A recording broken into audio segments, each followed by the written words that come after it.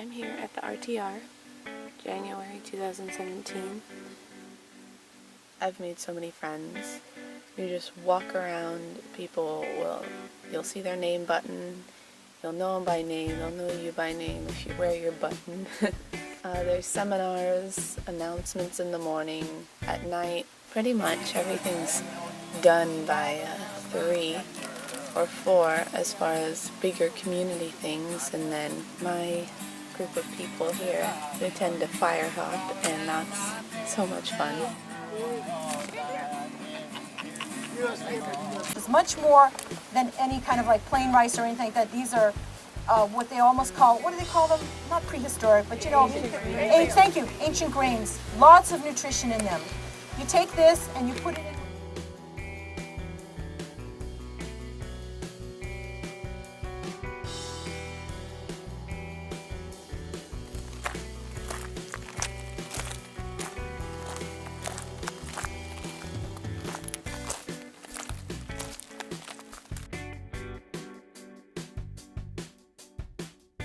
Nostrils flared. I felt strange heat. I pawed the ground with a menacing beat.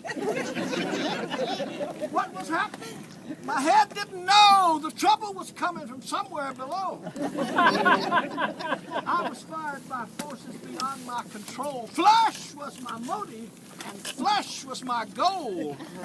In the grip of a demon whose name was Scandal, jerking me forward by my own love handle. I was drawn to that lady, so noble and fair. Or perhaps she was wicked. I didn't really care.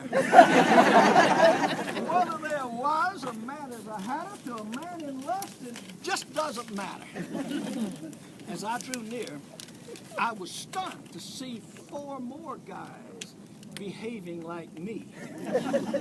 My anger surged. My face turned red. I had the urge to butt some head. We all began to strut and prance. Each did his own kind of courtship dance. Now I spread feathers bright and vain and did the dance of a whooping crane. Some neighed like stallions and some croaked like frogs that was fighting and biting and growling like dogs. Good men were turned into braggarts and liars, and one of us shamelessly peed on her tires.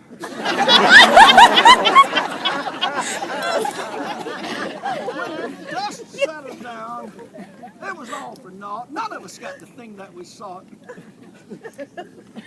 Oh, what a gap between women and men. We want them now. They want us then. It's like a trip to the Twilight Zone, doing the dance called testosterone.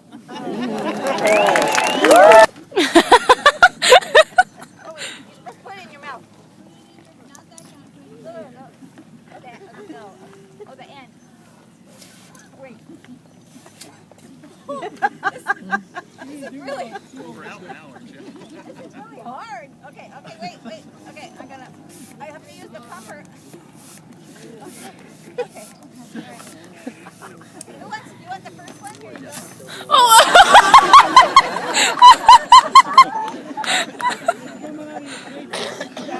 And start all over again.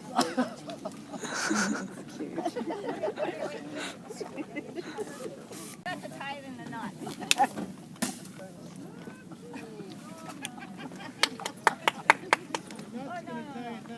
What? Okay, I can do it. Don't worry. Okay, got to tie the end. Wrong end. Uh-oh, wrong end. Okay, thank you, sorry. Where's my help? Missed that stack of rubber. Huh? Okay, all right. Wait. Sorry.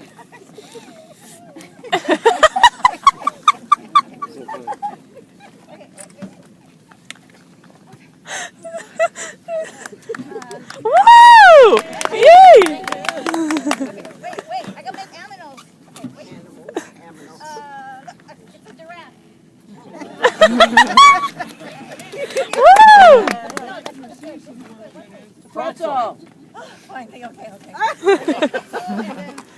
Okay, wait. Okay. A heart. A big heart. I'm getting really good. Okay.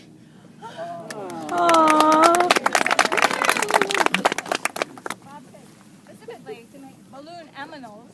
So I can make an aminal.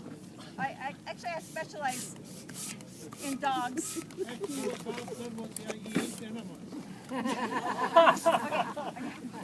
I can make a dog. Wait. My dog does tricks. Okay. You know me, I really like dogs. Okay. My dog can do tricks. Okay. All right. Okay. Oh. Sit.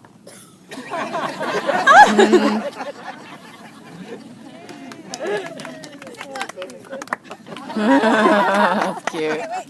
Okay, this one's really hard. Roll over. Play dead.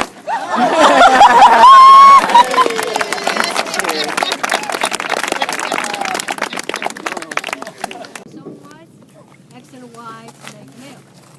So this is a true story. I read in a scientific journal that each X chromosome has 2,500 to 5,000 possible genetic combinations on it. Okay. You know how many each Y has?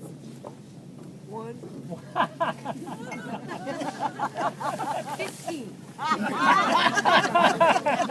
So when you hear that, you know, men are from Mars, women are from Venus, or, you know, you get into this like, excuse me, but are we speaking the same language when they're talking about how many pistons or whatever they have? So this poem is called It's All in the Genes, okay? So it goes, it's all in the genes, or so I've been told, whether a man strays or just to have and to hold. There's genes that fit tight and make a girl swoon. Those genes on the plum are always good for a moon. There's genes that are bleached and blondes that go with them. There's genes that are baggy, belong in the kitchen. There's genes that are creased and genes that have holes. Those Italian genes with those worn crotches. Is that the way they're sold? Those bell-bottom blues are only for some, and the hip-hugger look comes most easily undone. There's cowboy jeans with rhinestone studs or lace along the seams or covered with crud. They come in many colors and not just in blue. There's black jeans for tough guys and tough women too. There's jeans that caress the butt of Mick Jagger. That rock and roll pirate, it's no wonder he swaggers. So it's all in the genes and there's no need to moan, though there's only 15 on that Y chromosome. The X has 3,000 and probably more, but what the heck, guys? We're not keeping score. It's those external genes that capture the eye, and though I know some women like a suit and a tie, we can meet in the middle and let's compromise. I'm really sympathetic to that look in your eyes, though my genetic responses by yours can't be matched. Those genes fit so nicely, you're still quite a catch. This one right here is $100. But look at all the tricks it can do.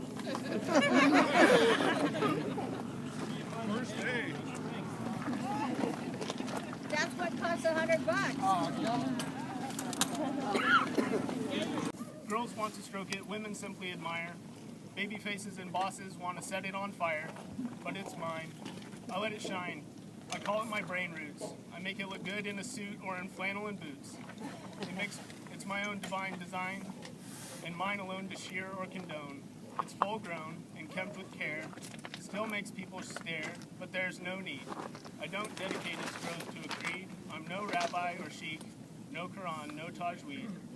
I guess I ought to clarify, just so you ain't terrified. I only claim truths that can be verified, and this is one. I put my beard in a bun. It's how I coax certain folks not to treat me like a homeless guy.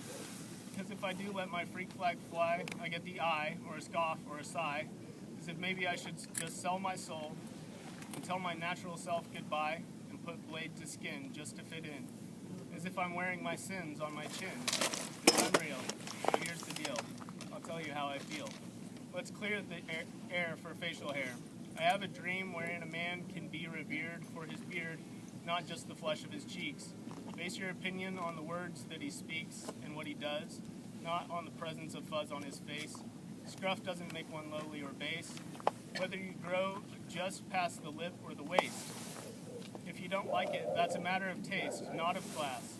I know women with hair down to or past their hip bones, yet their boss would never ask in hushed tones if they would please chop it off or at least in half.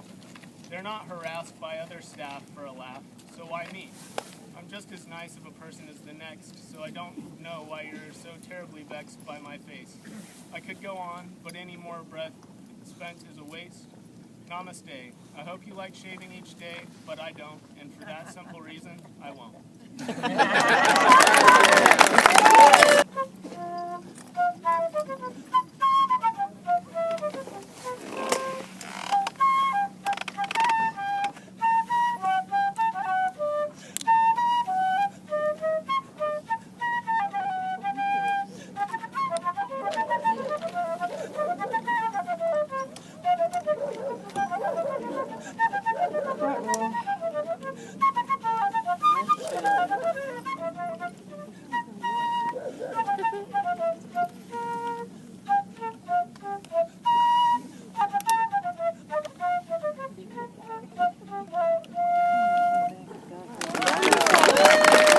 Cite some poetry. I selected 7 of them that are appropriate for what we're here for and why we are here for. And most of them are common or famous poets and short poems to capture the thought in the moment so you can contemplate and think about them. First one is by African-American poet Maya Angelou. People may remember what you said, may not remember what you said. People may not remember what you did, but they will always remember how you made them feel. Spanish poet Pablo Neruda. You can cut all the flowers, but you cannot keep spring from coming. American poet Jay Cooper. Nobody loves me. I'm going to the garden to eat worms. Yesterday I had 1 woolly one and 2 smooth ones. A word is dead when it is said, some say. I say it begins to live that day. Emily Dickinson. My heart leaps up when I behold a rainbow in the sky. So was it when my life began. So is it now I am a man. And so be it when I shall grow old or let me die. The child is father of the man, and I could wish my days to be bound each to each by natural piety. William Wordsworth. Shall I compare thee to a summer's day? Thou art more lovely and more temperate. Rough winds do shake the darling buds of May, and summer's lease hath all too short a date. Sometimes too hot the eye of heaven shines, and often is his gold complexion dim. And every fair from fair sometimes declines, by chance or nature's changing course untrimmed. But thy eternal summer shall not fade, nor lose possession of that fair thou owest. Nor shall death brag thou wanderest in its shade, when in eternal lines to time thou growest.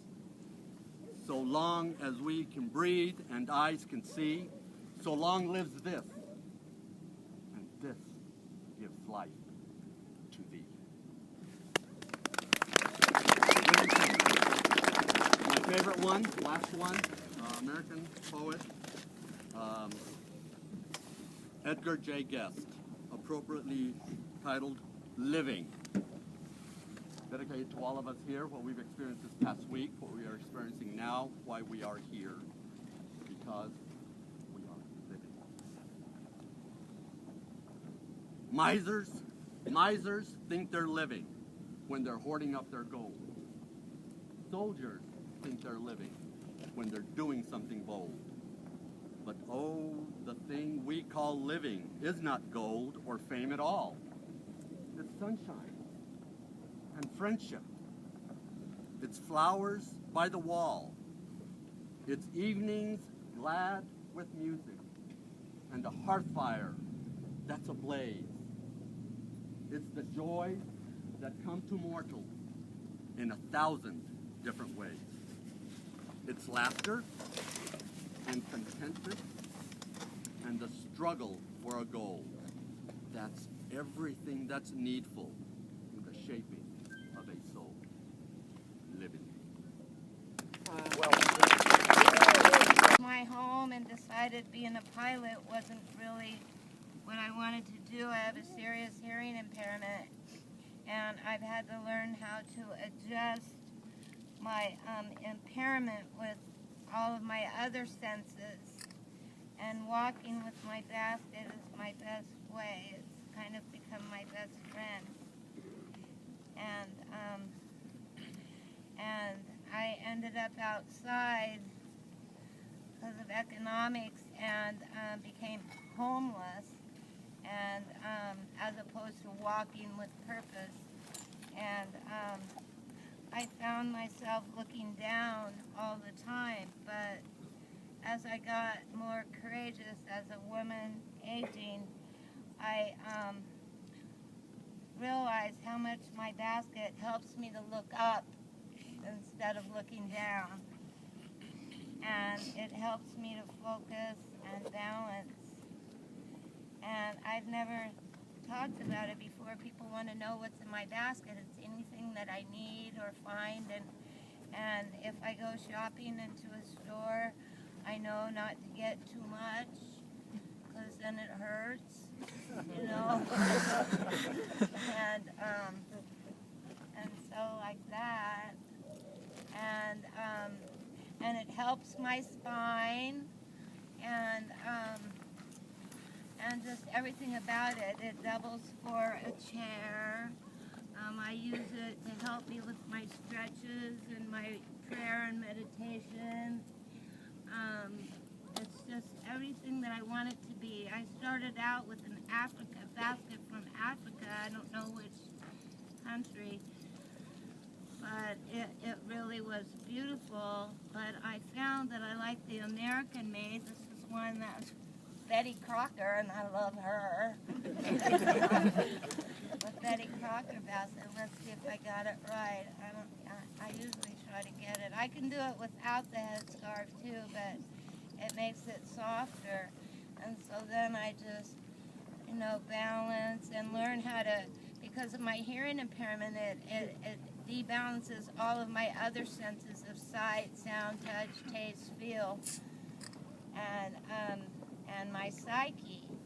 And so then I can balance it, and I can walk with grace. And I know I look a little silly, but as a woman, a younger woman, I got so into the Clairol movement and the makeup and the mirrors, and I was addicted to mirrors, and I just decided that what I really like is my shadow and looking inside, and my shadow helps me to become my insides to come out. And so I just want you to know how much I appreciate you listening to me and introducing myself. I'm Sumaya. It's a gifted name from a group of people that I was pen pals with for a long time, and I love it. It's a simple way of life, and I can dance with it.